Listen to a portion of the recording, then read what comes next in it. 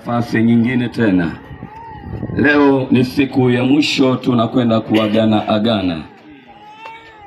Ni kushukuru wewe ambaye tulikuwa wote toka siku ya kwanza mpaka siku ya mwisho leo. Haleluya. Amen. Pia ni washukuru, haleluya, ni washukuru wachungaji wa mahali hapa, mtumishi. Mungu akubariki sana kwa kutuamini vijana. Amen. Pia nashukuru sana, nimemuona askofu msaidizi Biaji. Mungu akubariki sana baba. Haleluya. Na leo ninafanya kazi mbele ya bosi. Haleluya. Hivi unajua kiasi gani ambavyo ukifanya kazi mbele ya bosi, maana bosi anakuangalia.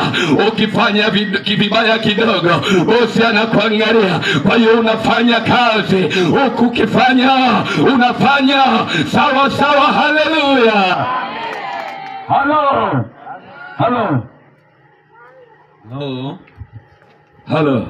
Yeah. Yule msomaji wangu wa Biblia, naomba unisomee. Soma kikamanda. Lakini watu wa Mungu mahali hapa tulikuwa toka siku ya kwanza mpaka leo.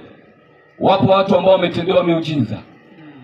Ninaomba kama kuna watu wawili ambao walifanyiwa miujiza, yes, wanahitaji kuja kushuhudia, sogea hapo mbele. Njoo hapo mbele, njoo. Muhimu sana. Wewe ambaye unaona Yesu amekutendea, njoo hapo mbele. Sogea. Ina baba yangu pale alikuwa anasumbuliwa kutembea, njoo. Njoo, Yesu amemtendea. Njoo. Usiogope. Wewe ambaye ulikuwa una shida, Yesu amekuponya kupitia mkutano huu. Sogea mahali hapa, uje kumshuhudia Yesu. Sogea. Kwa sababu tunamhubiri Yesu ambaye anafanya. Haleluya, haleluya. Baba, ulikuwa una tatizo gani? Ilikuwa inakusumbua. Nilikukuta pale ulikuwa unatetemeka, hata kusimama uwezi. Ndio. Ni kweli? Kweli. Lakini jana ulipokea muujiza wako, kweli sio kweli? Ni kweli. Sasa hivi unaweza ukatembea na ulikuwa huwezi kutembea. Hebu mpigie Yesu makofi. Nani ametenda miujiza?